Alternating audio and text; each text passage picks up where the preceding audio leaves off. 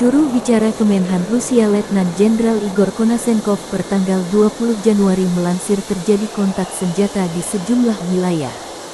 Penerbangan operasional taktis, pasukan rudal dan artileri angkatan bersenjata Federasi Rusia menetralkan 67 unit artileri angkatan bersenjata Ukraina pada posisi tembak.